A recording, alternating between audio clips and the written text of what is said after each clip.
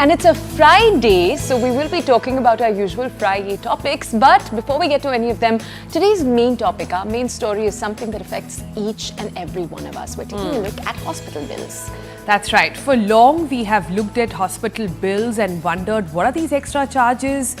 What are these miscellaneous expenses? How much of it will be covered by insurance? Why are so many non-insurance covers actually getting on our pocket? So, there is now a proposal that talks about standardizing hospital bills, the same template across the country. Much needed. We'll talk about that on the program. I'm Sonal Mehrotra Kapoor. Let's get started.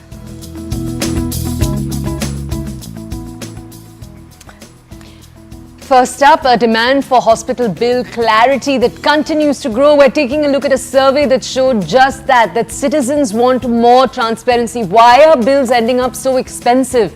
And what can be done to change that? As standardized bills possibly become a reality with a government push, we take a look at what the Bureau of Indian Standards is planning and what most people are dealing with around the country. Also coming up on the program, our person of interest today is Rhea. She's not just India's pride in representing India on the world stage for Miss Universe. We also have with her the one who was crowned Miss Universe in 2024, Victoria. What exactly is setting these young girls on the global stage? What sets them apart? We decode. And after that, we take you on the roads. It's time for Overdrive. What you're taking a look at is KTM's latest adventure. It's a game changer. Can we ride into the unknown with the 2025 KTM 390 adventure? This is a review of it. It's the king according to Overdrive, and we'll take a look. Also, since it's Friday, we haven't forgotten all your entertainment lowdown and how you should be packing in your weekend. But what have been the big news stories in the world of entertainment been about? It's about the Diddy's lawsuit, it's about plagiarism controversy that's now surrounding Lapata ladies and much more.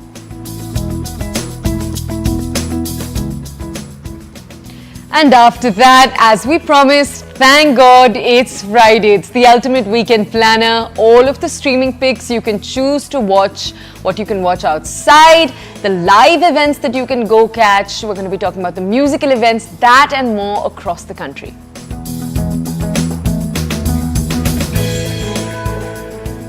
Our first story of the day today, one that affects each and every one of us. Hospital bills remain a bit of a black box for patients across the entire country.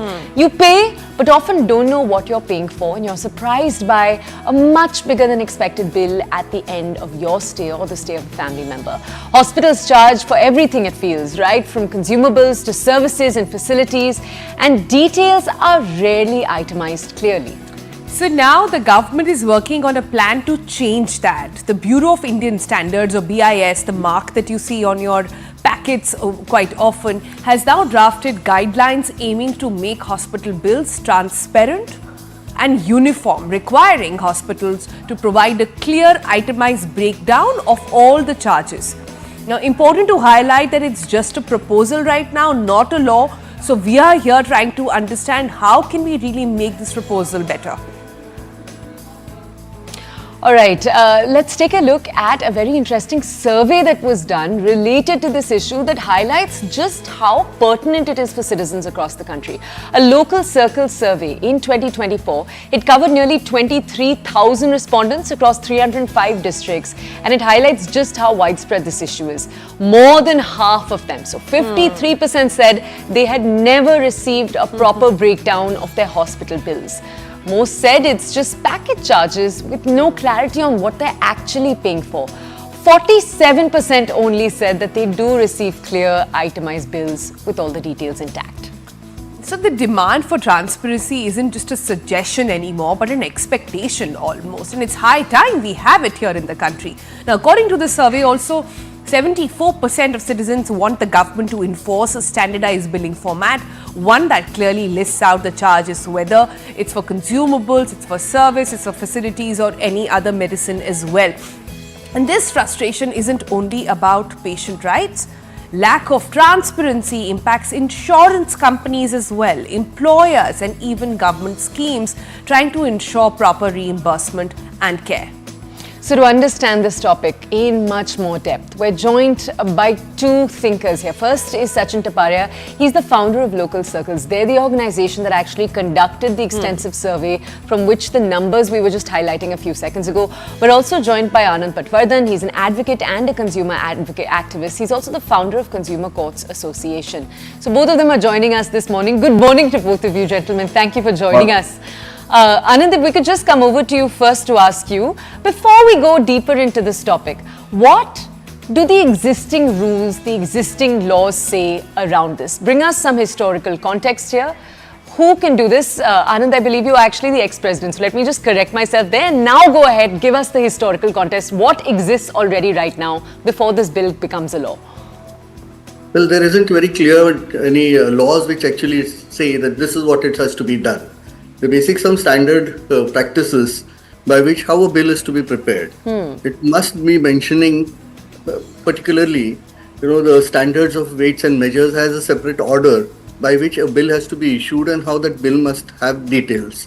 Apart from the name, address, telephone number, contact number and those details, the quality, quantity and the material that is to be provided. Now this is a generalized kind of a format of a bill. When it comes to hospitalization, hospitals do have a certain, some of the hospitals were practicing, but when it went into private hospitals, there always was a dark area where they would try to hide certain things. And one of those reasons is practically because of trying to make some extra money out of it by adding some medicines which were not even probably administered, or just adding on to certain consumables which you really don't know whether they were consumed or not, or whether so much quantity of those consumables were required or not.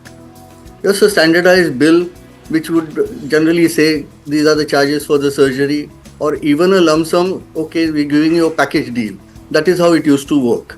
Yeah. Now, since there's going to be standardization and a kind of a format that's coming up, it's a very good start, though that is not sufficient is what I feel. We'll need more laws to cover up a lot of things which otherwise even this kind of standardization would not be able to cover.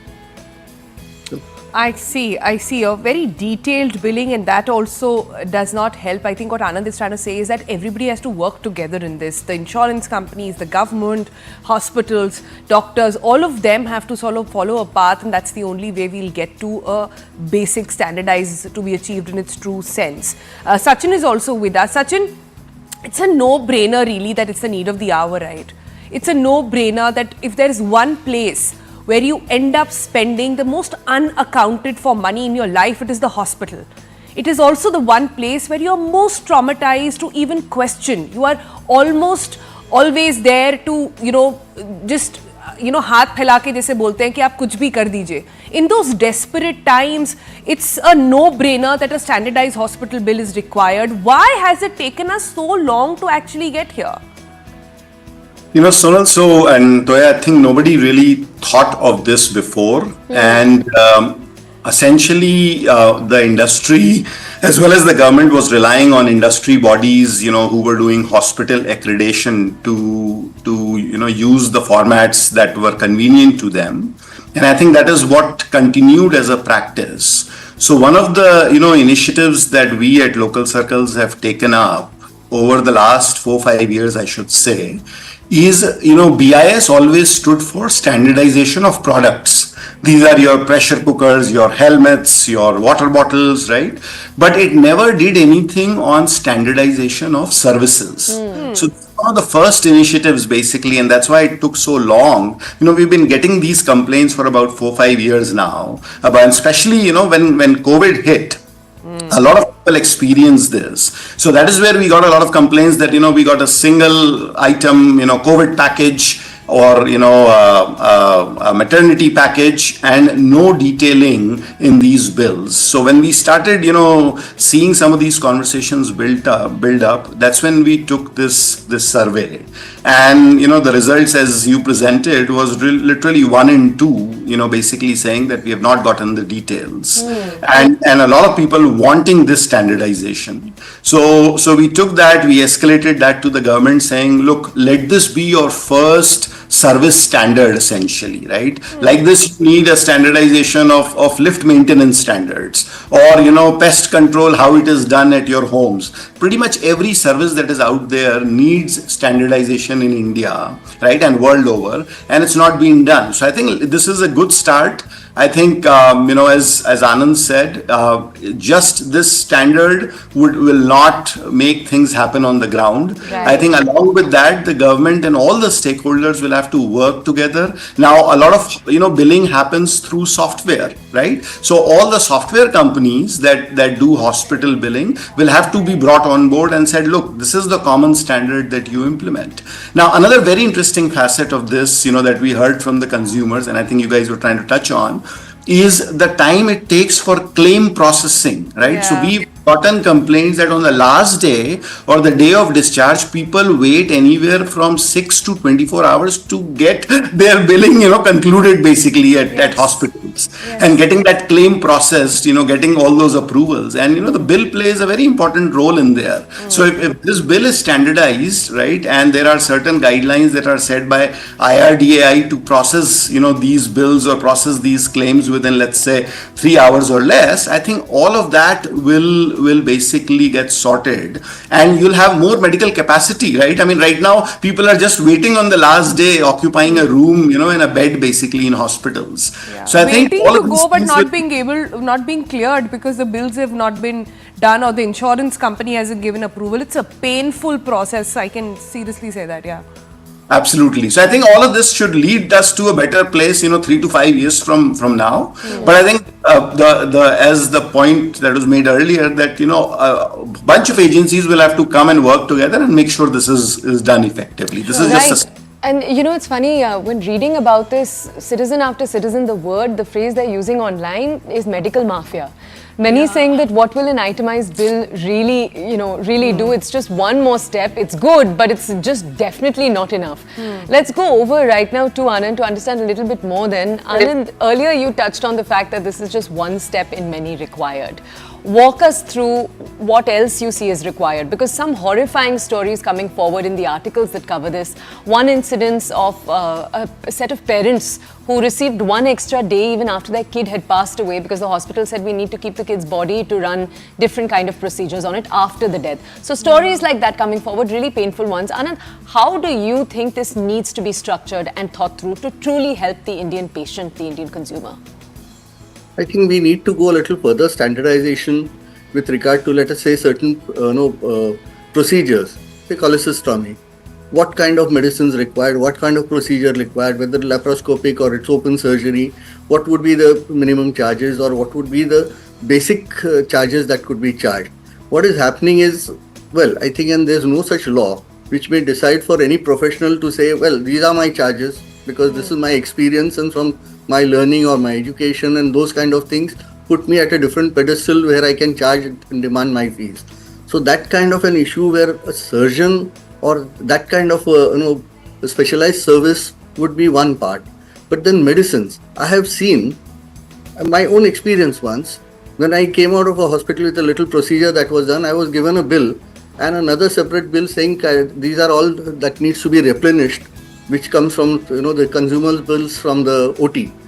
So having a little knowledge because of medical legal matters that I handle, I just went through that and went on putting cross across. I said, do you never use this needle for this procedure? You never use this kind of medicines for this procedure. I don't think you have used this kind of an anesthesia for this procedure at all. What are these charges? And when I went and questioned them about it, they said, oh, sorry, we have given you the wrong stuff. It has to be something like this. Okay. So even there, again, a situation arose where those kind of consumers, when I go to buy, maybe only 1 or 2 of those medicines are used. But I get an entire strip of 10. Now what is to be done with the rest of those medicines that remain with the hospital? probably those are used for the next patient. However, he's asked to get another round of those things, and it can be exchanged, sent back to the chemist, and get back your money. So these kind of frauds do happen, which would definitely be required to be, some kind of standardization is what kind of procedure, what kind of medicine, what kind of requirements for an OT. And unless that is also defined, it would be very difficult to have a proper control on these things. Besides, there also has an experience when a lady reaches about say 40, 45, she is conscious more of dieting and probably, because of very irregular cycles, there are problems. So the best thing that the doctor suggests, no, it's better you go for a checkup. They refer to you to a certain radiologist. He gives a standard report, suspected case of polyp, further clinical tests required. So there is a disclaimer there. With that, I think best thing to do is go for a hysterectomy. So that's how a meter is run. So these kind of issues still remain in the dark areas where it's absolutely for the doctor to decide what is to be done. Yeah. This is the way they can actually play with the patient. What you're saying, that is every household I know today will have a hospital horror story. Everybody has some or the other instance where they've gone through it and they've faced it. And what I'm trying to get to is that is just a standardized bill too simplistic a solution to solve a larger problem here? Are we looking at perhaps then a solution like what Dr. Devi, Shetty has proposed, that the insurance, the hospital, the expertise, the tech, all of that has to be in-house. So end to end, the customer really knows or the patient really knows what they're getting into. Is that the kind of solution one must look at in this health tech sort of world that we are getting into? Anand, to you first, and I want to get Sachin's view on this as well. Well, I think this is the beginning. Once you get standardization of the bill, so you have what were the tests done, what were the medicines that were used, what are the charges for the bed, what are the other services that were rendered, what are the consumables. Every time any kind of a patient that comes up, you run up consumables bill for gauges and for you can say gloves and things like that, or syringes and things like that. So that is where whether that much would be the requirement for a hospitalization for 1 day, 2 day, or this kind of a procedure that is required for this particular patient or this kind of a problem. So with this issue, if that also gets standardized, this is a beginning. I think from here we can really go next step, 3 to 5 years, like Dr. Shetty just said. Yes, it would be something that would be the next step to happen. Yeah. But it's a good beginning. I mean by that, and he's been a very strong proponent of it as well. And he says, listen, if I am the insurer, if I am the hospital, if I am the doctor, who will I scam? I really want an end-to-end solution so people know that they're coming in and there is nobody making money out of it except what the services we are providing. Sachin, your views? I think you can still scam the patient, which is what has been happening. So I think, that is, to me, that is aspirational, especially given where we are as a country, where, beyond the top 100 districts of the country, we don't even have, hospitals that can perform surgeries and do advanced medical procedures. So I think we are still a far, way from there. But, the beauty of such a standard, Sonal, is that when you have something standardized, right, and you have in this day and age of AI, you can easily, upload your hospital bill to a chat GPT or a Grok and basically say, compare it to India's standardized bill and tell me the deviations in my bill, right? And there you go, you get all the deviations right there saying that, this was supposed to be mentioned and it is not there, so it's probably hidden somewhere.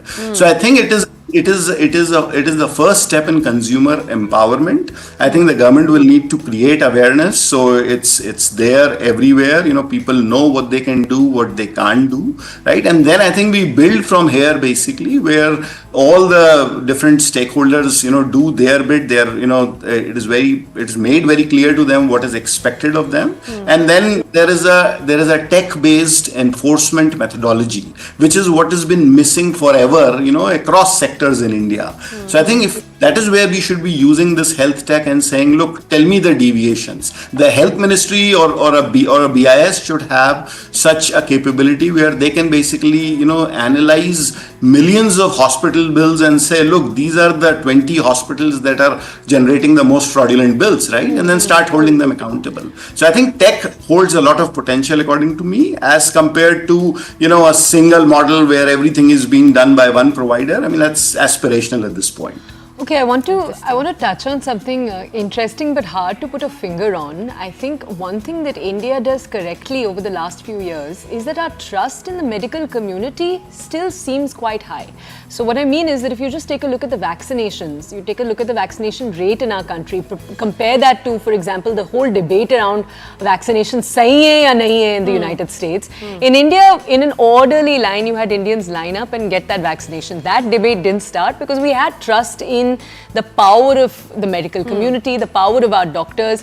Sachin, I just want to ask, A, do you agree with that statement? Do you think there's trust in doctors but maybe distrust in hospitals, or do you see more nuances there? And take us a little deeper into the data. How did the data spread out across urban cities, rural centers? Because you did look at a few rural districts too. Were there differences in private and public hospitals? What did you find? So, I'll answer the first question first. I think trust in vaccination in India has always been there. I think if you ask me and the data that we look at very, very closely, this trust has declined after the COVID vaccination. Whether we like it or not, that's the unfortunate reality. And, you see that happening. You see what has happened with the booster dose, which in terms of, the offtake and pretty much the program getting shut. So I think that's actually hurt a little bit.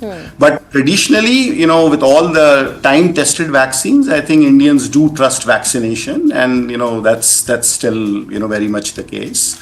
On the second question about hospital bills, standardization, one trend that we noticed, Toya, was that the trust was somewhat higher in tier 1 and tier 2 cities, and it was far lower in tier 3, 4 and 5 cities. And when we tried to make sense out of this, what we gathered was that the NABH standard is still being followed by many hospitals in metro locations, in tier 1, tier 2 locations. NABH being? Some of these are branded hospitals, right? Hospital brands, so they follow a set standard across their different locations. Sorry, Sachin, if you could expand, NABH mean? NABH is the national accreditation body for hospitals, basically. Okay. So they have some standard that their member hospitals are essentially using. So we saw that there is, somewhat higher trust and in terms of the itemization of different services, that was more in urban tier 1 and tier 2 locations and far lower in tier 3, 4 and 5 locations, where a lot of reliance is on the local nursing homes, basically, the smaller nursing homes, where you have a 10-bedded nursing home or a 20-bedded nursing home, and you're basically going for services there. So I think this standardization, the beauty of this is that if it is, it'll start to be voluntary, the bill standard, and then it'll be made mandatory over, let's say, a year-long period or a 2-year period, giving people time for implementation. But I think once it's done, essentially, a lot of tier 3, tier 4, tier 5, city hospitals or town hospitals will also come on board, and hence that trust in the medical system in those locations will also rise. Yeah. And also, if I could add to what Toya, you were asking, see, medical health in India is such a layered conversation, right? From where it starts, in the hinterlands to what the problem is and what we're trying to solve for in the metros. It's such a diverse world that I think one pill for all doesn't really work here. And that's what we're really getting at. We're towards the last leg of this discussion, and I have quickly 2 questions that I want to squeeze in. One on hospitals saying, "Arey, aapka kya ja raha hai? Insurance hi to pay kar raha hai. Aap jaane dijiye bill." One, how to fight that? And second, and Anand will be a good person to answer this question, what do you do? Today, somebody watching this program and says, ki bhai, I'll get inspired, I'm going to thoroughly check up my hospital bill. If I find discrepancies and the hospital is not agreeing, what should I do? There are 2-3 ways of handling such situation. First of all, directly confronting the doctor or the hospital itself. But can you please explain these things? That is one from where you can take a start. And like I said, oh, sorry, we gave you the wrong sheet. It was something else. That can happen is one. Apart from that, if you're still not satisfied, Consumer Protection Act comes to your help, definitely. Though at some point of time, charges and charging is beyond the scope of Consumer Protection Act. However, this would amount to deficiency of service or definitely an unfair trade practice if there are charges which are added to the bill for which those services or those medicines have actually not been delivered. Right. So that's one aspect when you go, like Sachin just mentioned, cross-checking it by AI or other means. Another way is to even approach the Medical Council of India or Medical Council of that state with a complaint. However, that would be against the doctor, basically. It's a doctor who has, for particularly private hospitals is one. Another way of actually taking up these issues can be also complaining to the municipal authorities who are the licensing authorities. They can also take steps. If this kind of a mischief that's going on, then the licensing authority should also wake up to take steps and decide whether the license for that particular, not dispensary, but the clinic or that small hospital can be continued or not. So such kind of steps can be taken, and these are some of the remedies that can be put to use. But like you said, insurance is a scam in itself. Yeah. And somehow they go back to look for, 10 years back you had this problem which you have not disclosed. And the concept of Uber Fide and you have not disclosed and those kind of things. Apart from that, the moment you go to a hospital, the first thing that they say is, have you got an insurance? Oh, then the standards of billing and the standards of beds that you are going to be allotted, all that changes. And suppose the insurance really repudiates a claim for some reason or the other. Well, the person is stuck. That means he is fleeced in any case. In the name of insurance. I think that is where, like Sachin mentioned right in the beginning, IRDA has to be a little stronger in that, how fast the claim should be decided upon. Though 6 months is under the Insurance Act. However, that's too long, and for Mediclaims, it must be decided within the next 3 days. So you can't keep a patient waiting, or you can't expect a person to pay that amount and then wait for the repudiation or for the claim to be settled. Right. Insurance, that's a quick tip for Sachin to do his next survey on and to figure out what solutions can be brought on. We have done one, and I'll just leave you with one statistic, where basically we asked people, when you had that long wait, essentially, what was the outcome, right? And in many cases, literally 1 in 2, cases, basically, people waited long enough and the insurance company denied some of the charges. They said they're not approving of these charges. Because they had already waited and they were greatly frustrated, people ended up paying that amount, as their copay or whatever, and moving on. And I think that is where a clear metric saying, every bill has to be processed within 3 hours, or every claim has to be processed within 3 hours. Hospital gets 1 hour to submit the claim, the agency gets 1 hour to clear it, and then another hour if there is any discrepancy, right? I think getting to those benchmarks is going to be extremely critical for success of this standardization or fast insurance processing. Right. Great thought, gentlemen. Thank you. Great strides that remain in this entire story. Sachin and Anand, thank you for joining us. Thank you for highlighting everything that needs to be done, but also Anand for empowering citizens in this way, just by telling us what we can do. Sachin, thank you for highlighting all of the numbers. Let's head in very quickly to a break. After the break. That's right. So that was all about hospitals. On the other side, it's Friday. Let's get into the mood a little bit, and we'll bring you what India's youngest pride, Miss Universe Rhea Singha, along with the Miss Universe Victoria, who actually won the title 2024, have to say. Come right back for that.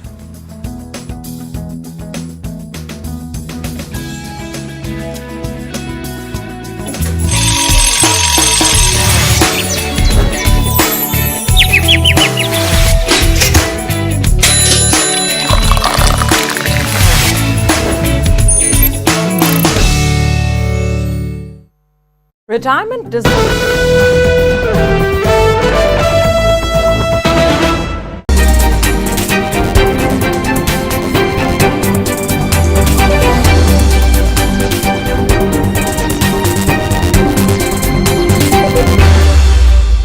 The tariffs deepen a trade war he kicked off on his return to the White House and reverses decades of trade liberalization that have shaped the global order. He used a poster to illustrate reciprocal tariffs. They like me, I like them. including 34% on China and 20% on the European Union. Trading partners are expected to respond with countermeasures of their own that could lead to dramatically higher prices for everything. Effective at midnight, we will impose a 25% tariff on all foreign-made automobiles. Meanwhile, a separate set of tariffs on auto imports that Trump announced last week will take effect starting on April 3rd. Economists have warned that tariffs could slow the global economy, raise the risk of recession, and increase living costs for the average U.S. family by thousands of dollars. April 2nd, 2025 will forever be remembered as the day American industry was reborn, the day America's destiny was reclaimed. President Trump dropped a bomb today on the global economy. He announced 10% tariffs on all countries and special, much higher tariffs on specific countries. Stock markets are falling on this news, which came late in the afternoon after American markets closed. He's keeping a campaign promise. He talked about a 10%, what he called universal tariff on all imports. And he's hitting most countries with that, but he's also singled out about 60 other countries for specific, very high tariffs. For example, he's putting what he calls a reciprocal tariff of 34% on China. And that is meant to make up for the trade barriers that China imposes on the U.S. These tariffs are paid by American importers and will be likely passed on to consumers. The president says that this is going to attract a massive boom of investment into the United States as companies, if you make the stuff in the U.S., as the president says, you don't have to pay the tariff. So he's predicting billions of investment in the United States and lots of factory jobs. Economists are very skeptical. They think that tariffs push up prices. They make the economy less efficient. They hurt companies, American factories that have to import equipment to make their own stuff. Their costs go up and they become less competitive in the global market. The trade analysts and economists I've talked to today are calling this a disaster for the American economy.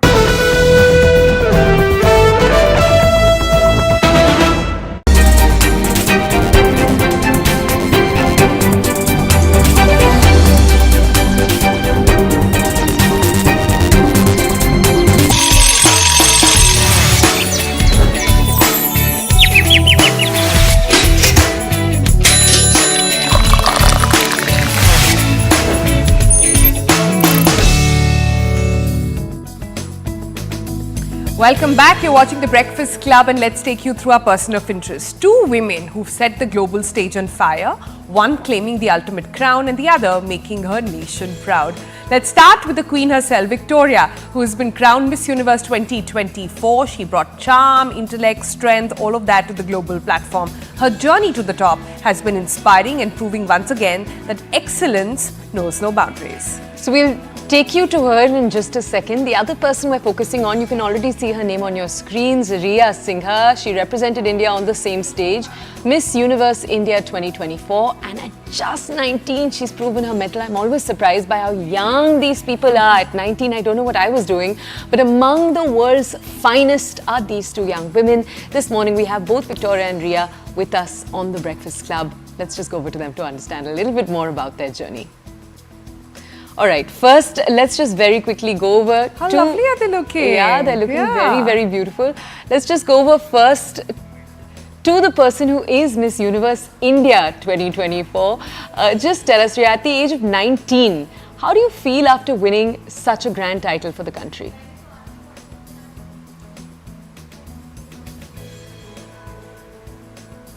It's an incredible feeling, like nothing else. To hold the title of representing India is a huge responsibility. So of course the gravitas of that is going to be there. But I think it was just a mixture of joy, happiness and responsibility. How sweet. Let's turn to Victoria next. Victoria, you're the first woman from Denmark to actually win the Miss Universe title. To kudos to you. And how does it feel? Is it a personal win? Also a huge responsibility to be representing your country on such a big platform? Winning the crown for Denmark feels not only as a personal achievement, but it feels like a huge achievement for my home country as well. It is the first crown that I can bring home to my country, so I'm incredibly proud. Rhea, how was your experience after coming back to India overall during the journey of Miss Universe India? Miss Universe was held in Mexico, and when I came back, I was welcomed with warm hugs and the most amazing response because I got India, or our team brought India to the top 30 from 130 countries, which is huge when you think about it, because all of these countries, all these girls are individuals who have represented their best at their best potential, and so India, I think, deserves to be right there. Lovely. Victoria, to you next then. You're a professional dancer, we hear. How does that part of you actually show up in your life outside of dance? Do you still practice? Does it change the way you go about life? Growing up, dancing every day in my dance school gave me a huge discipline in life. I used to train, not only for fun, but also to win. I always had huge dreams. So for me, the discipline my dance school gave me has been a huge thing I have been using throughout my life. Let's talk a little bit about because you just said, we want to talk about Denmark. We haven't done that yet. It has such a distinct culture. Is there something about your home that you actually wish more people around the entire world knew? Oh, there's a lot of things I love about my home country. Denmark is such a multifunctional country, and we're a really international community as well. We have people from all around the world who come to Denmark to live. So we really have a huge respect for cultures and ethnicities as well. All right, Rhea, talking about country, let's come to you then. When we last spoke, when you were going for the contest, you spoke about how, what this beautiful crown would mean to you and mean to the country. But we also spoke a lot about young Indians. Has your opinion changed? What do you have to say today about Indian youth, especially the girls? When I won Miss India, the crown, when it was put on my head, at that time, I was just looking out for my parents. I was looking, where are they in the crowd? And I could see them cheering the loudest. And I ran to them, and they were just so proud. They were the best, most supportive people throughout my journey. My sister was there as well. And I think they're the most essential part of my journey. And let's just ask Victoria. Then Victoria, you've been traveling the world. You've been meeting people from everywhere. Any moment that stayed with you till today, like a moment? I believe in every country I visit, I meet different people and different cultures that will stick with me for the rest of my life. But one of the things that really touched me was, for example, in Puerto Rico, where I visited the Women's Cancer Center. To see their joy in life really inspired me to take every new day with a positive mindset like they do. But again, every country I visit brings something different to the table that I learn from every day. All right, talking about countries you visit, you are in India right now. You have to share with us your experience. What have been the most surprise, the best elements for you, something you ate, something you saw? I actually think India is so different from my home country, but India is such a beautiful country with such a beautiful culture as well. So for me, everything is in India has been a really great experience, because the food here is amazing, and I got welcomed with so warm hands. The people here are so warm-hearted, and I couldn't be more happy to be in India and experience everything India has to offer. All right, lovely. Thank you, ladies, for joining us this morning and sharing your experience with us, and good luck with everything that you do, traveling across the globe as well. Okay, shifting focus now, it's time for all the latest from the world of entertainment in Bollywood and in Hollywood. From a shocking lawsuit involving Kim Soo-han to Kiran Rao's Lal Pata lady is facing plagiarism claims. Here's a wrap.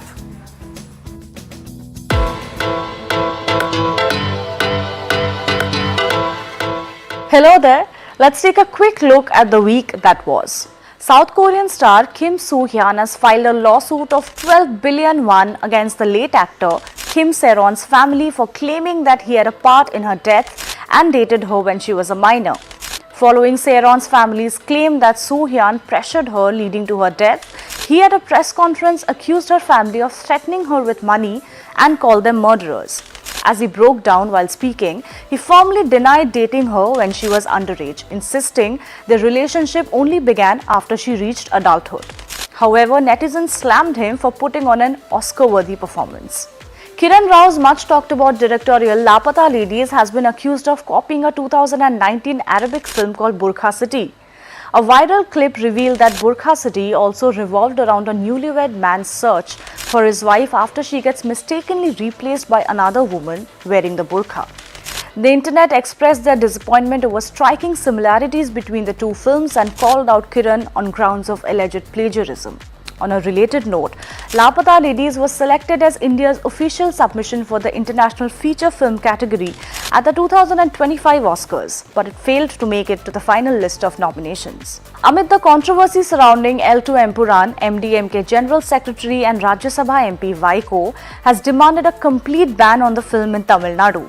The politician issued a statement and alleged that the film portrays the Mullaperiyar Dam as unsafe and promotes fear among the people of Kerala.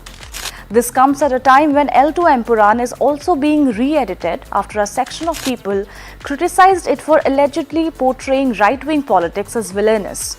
On the other hand, the Film Employees Federation of Kerala came out in support of Mohanlal and Prithviraj Sukumaran amid the backlash.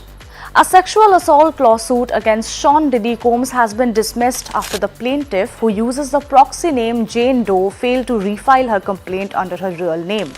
In the lawsuit originally filed in October 2024, Jane made claims that Diddy attempted to sexually assault her at a New York City party in 1995 and hit her when she refused his advances.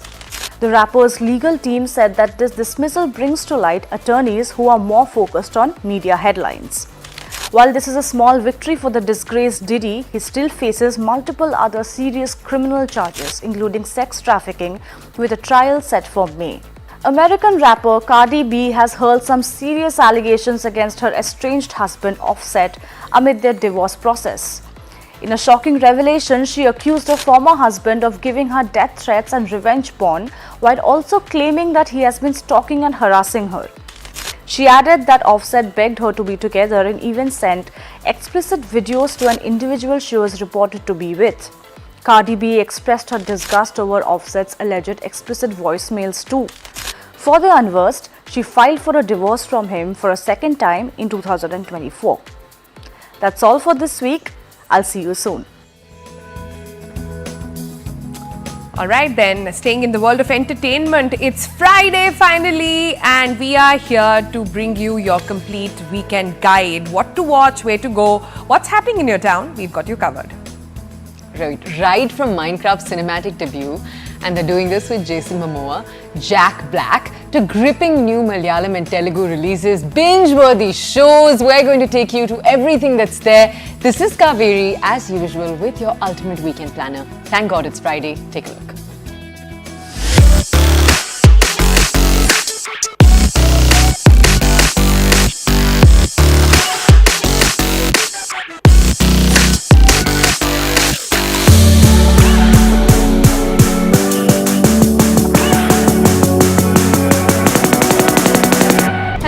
everyone, I'm Kaveri Gupta and welcome back to Thank God It's Friday, your ultimate weekend guide. Yes, Friday is finally here and you know what that means.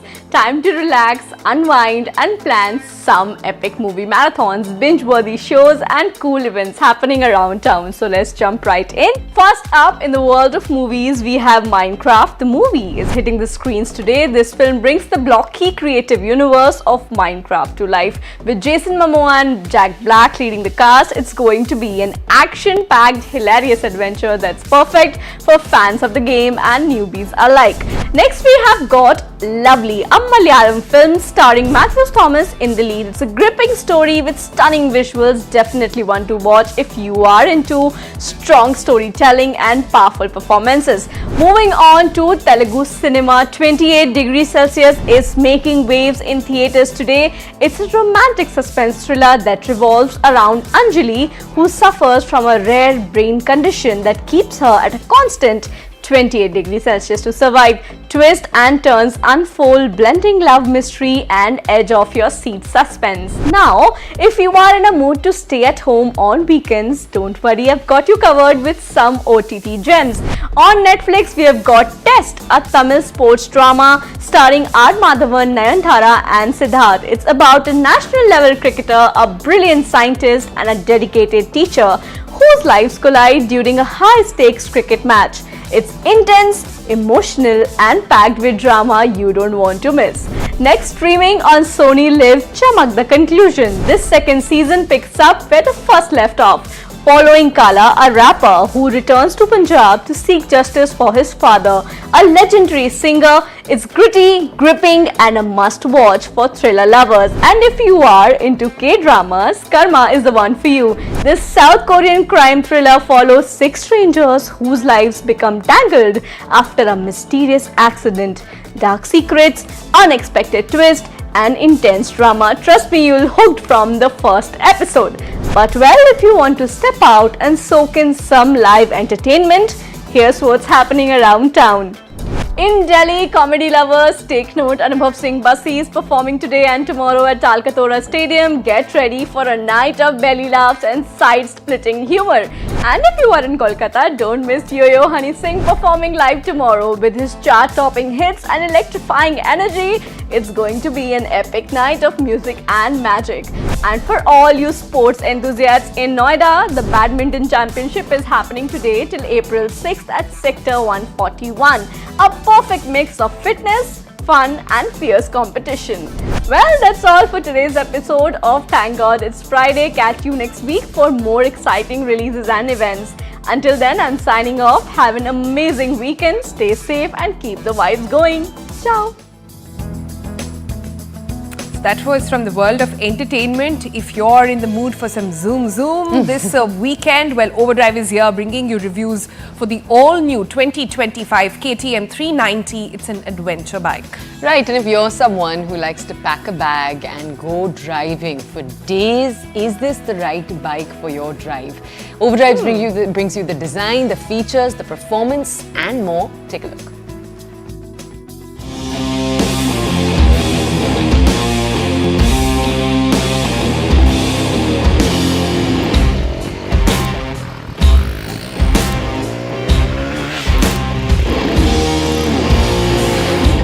The Hero X-Pulse has long been the go-to ADV for the budget-conscious ADV rider, an easygoing motorcycle that doesn't mind getting dirty. But now, with more riders looking to embrace adventure riding without breaking the bank, the X-Pulse 210 arrives as an answer. It isn't a radical departure. It isn't even the 400cc ADV that we're all secretly hoping for. But it is an evolution, a better X-Pulse built for Bharat with a broader sense of purpose. The new design includes a taller looking tank, an upswept tail section that adds some cosmopolitan appeal, and a new front end with a brace beneath the headlight. This is a nifty little addition in my opinion. It's a leverage point, an extra leverage point when you want to pull the bike out of a sticky situation like a slush, or even if it's fallen at an awkward angle, this additional leverage point might just help when you want to pick up the motorcycle. Like I said, I think it's a very good design accessory. Changes to the underpinnings may not look dramatic on paper, but they add up to something substantial. The new 41mm forks up front, up from the 37mm on the previous Xpulse 200, are chunkier and now offer 210mm of travel up front and 205mm at the rear, setting a new segment benchmark. And a real benefit once you hit the trail. The front axle has grown to 15mm, adding rigidity. The longer wheelbase instantly reflects in better highway manners and better cornering stability. The Xpulse is an improved road bike as well. That said, the agility off the road has still not taken a hit. The weight has also gone up a bit, but the distribution is nearly identical to the 200. Hero engineers say that there's only a 1% increase in the weight distribution in the front and towards the top section, which is negligible. You're never going to notice that. But the Xpulse continues to remain and feel light on its feet. So whether you are riding on the road or off it, weight isn't something that you need to worry about too much. And as before, the bike remains extremely easy to pick up even if you are alone on the trails. Not too heavy at all. The suspension has been tuned to feel progressive, the idea being a plush ride at low speeds and the ability to handle serious trail hits.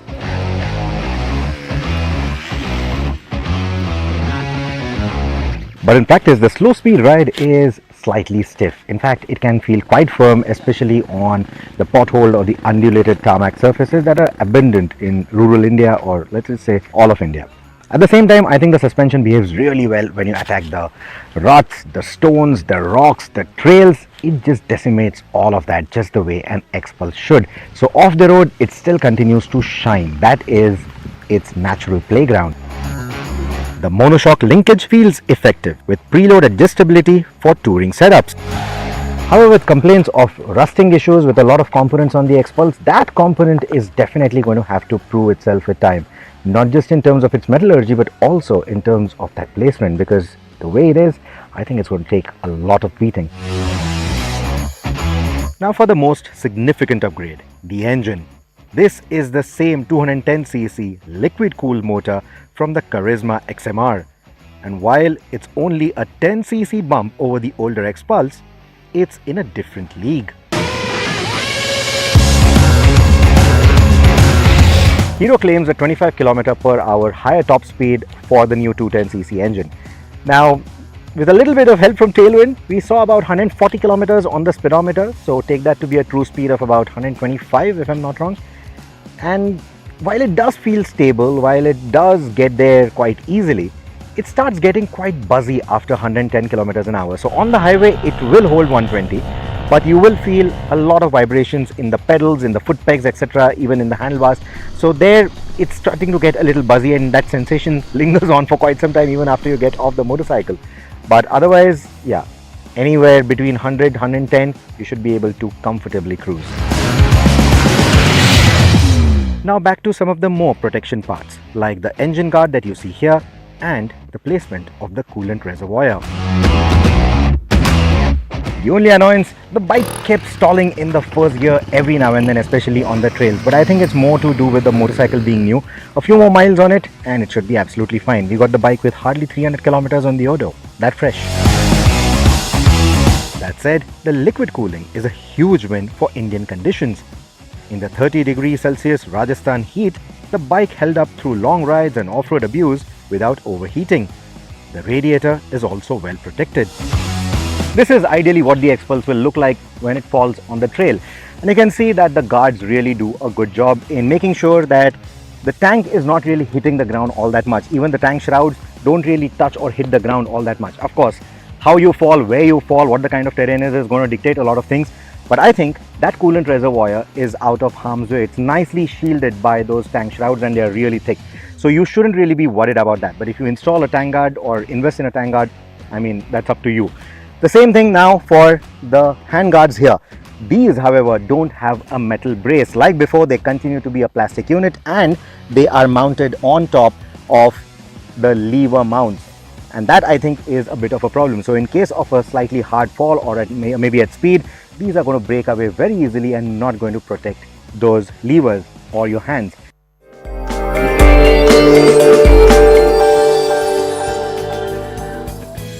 Next, we bring you a special section on financial markets brought to you by Money Control Pro, Money Control's premium destination for investing and business insights. Let's take a look first at a market overview.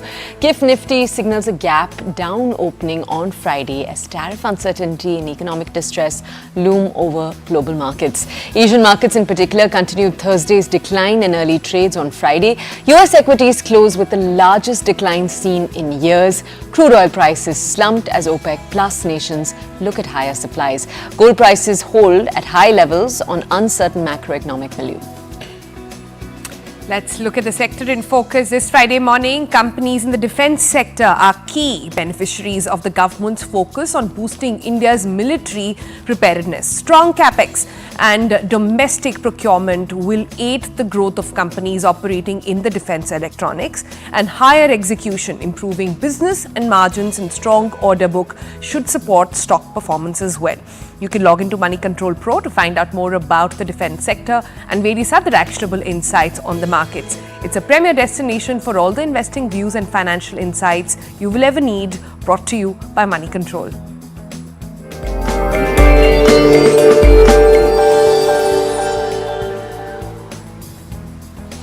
All right, now let's tell you a little bit about an event that's going to be taking place very, very soon. The stage is set, the leaders are ready. News18 Rising Bharat Summit 2025 is going to be bringing you thought-provoking conversations, groundbreaking ideas, and the voices shaping tomorrow at Bharat Mandapam in New Delhi. So you can log into News18, www.news18features.com/Rising Bharat Summit and register now. It's on the 8th and 9th of April, so save the date. With the baton of power set to shift, Bharat's youth will drive the next wave of change.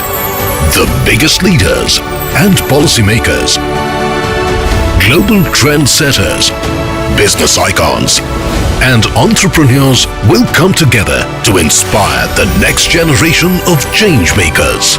Don't miss your chance to witness it all live. Rising Bharat Summit 2025.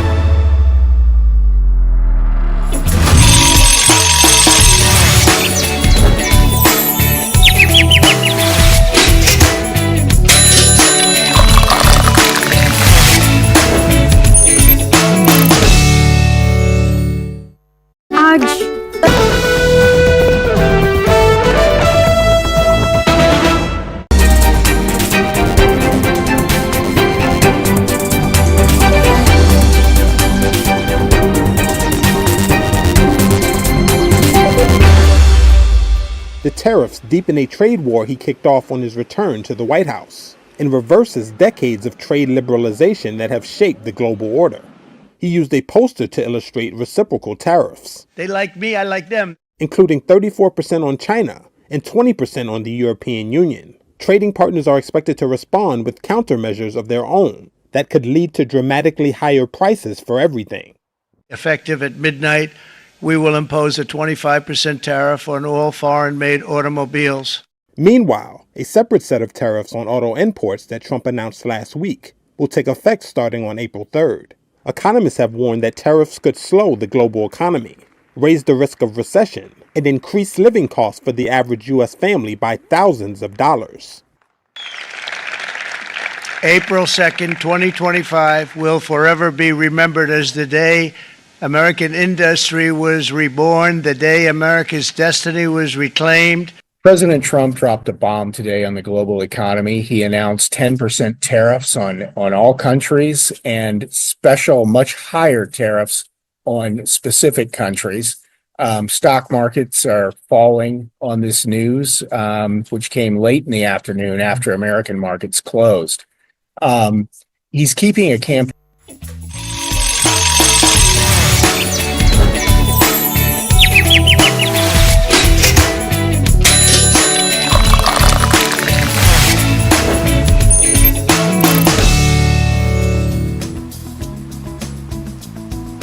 All right, we're almost towards the end of our show. It's Friday, as we keep saying. You're headed out to your weekend. And here's some little masti maza to leave you with. This is a visual of legendary Indian chess player Vishwanath Anand. He was seen yesterday shaking a leg to Amitabh Bachchan's legendary Mehrotra as he enjoyed himself at chess grandmaster Vidit Gujrati's wedding function, with the latter getting married earlier this week. Let's actually play that visual out for you to actually understand how much fun this rather unassuming, calm and composed behavior that we expect from Vishwanathan Anand. This was a surprise element. We'll leave you with these visuals. Enjoy. Have a good weekend. We'll see you Monday. Bye-bye.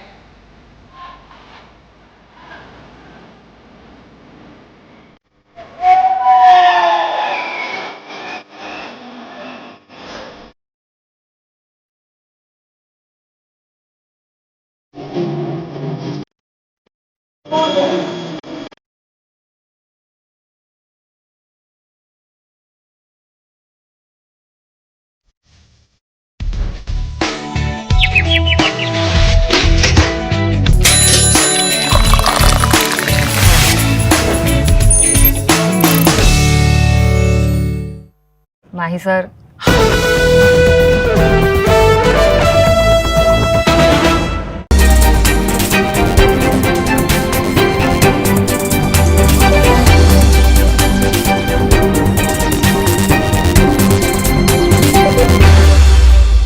The tariffs deepen a trade war he kicked off on his return to the White House and reverses decades of trade liberalization that have shaped the global order. He used a poster to illustrate reciprocal tariffs. They like me, I like them. Including 34% on China and 20% on the European Union. Trading partners are expected to respond with countermeasures of their own that could lead to dramatically higher prices for everything. Effective at midnight, we will impose a 25% tariff on all foreign-made automobiles. Meanwhile, a separate set of tariffs on auto imports that Trump announced last week will take effect starting on April 3rd.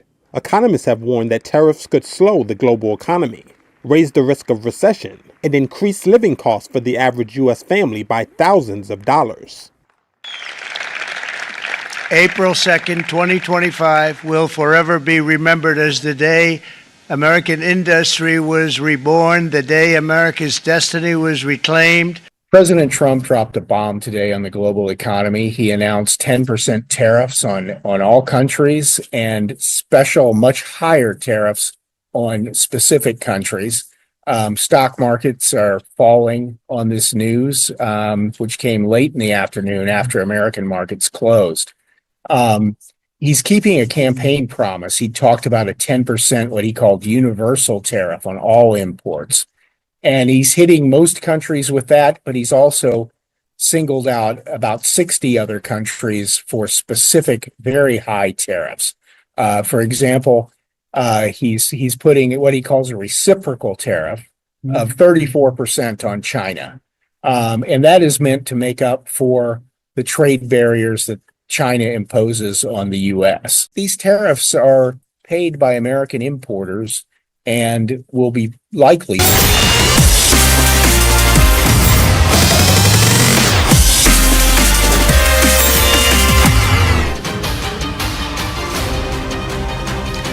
All right, good morning. You're watching the breaking news show right here on CNN News 18. My name is Toya Singh and we're going to be walking you through all of the country's top stories in just a second. Our first focus, though, as a larger conversation continues, we're bringing you breaking news on the Prime Minister in Thailand.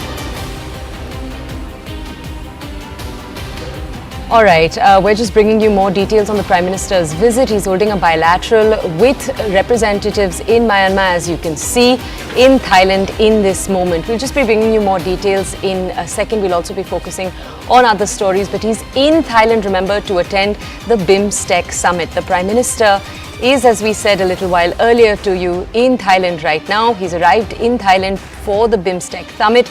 But remember, we'll also take into context later on the show what he said in the past on Act East and Thailand's Act West policies during his previous visits. Apart from holding talks with his Thai counterpart, this summit will be bringing Mr. Modi face-to-face with Nepal's leader, Bangladesh's leader, Myanmar's military junta leader, among others. The Prime Minister has arrived yesterday itself for a 2-day visit for the 6th BIMSTEC Summit, where he was warmly already received. Let's just go over to our colleague Siddhant to understand a little bit more on all of this. Siddhant, over to you.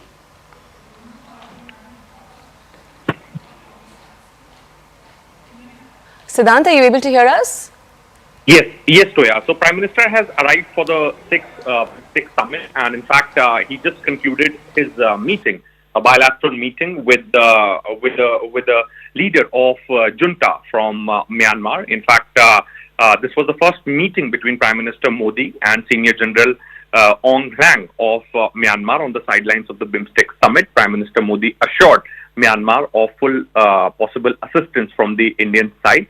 And both sides also discussed connectivity, trade, and other aspects of bilateral relationship. Now, Prime Minister has arrived at the venue of BIMSTEC Summit. Perhaps in some time from now, we could get to hear opening remarks from the Prime Minister Modi. As the visit of Prime Minister Modi to Thailand is for the BIMSTEC Summit, 6th BIMSTEC Summit. The last summit took place in 2022, which was hosted by Colombo, and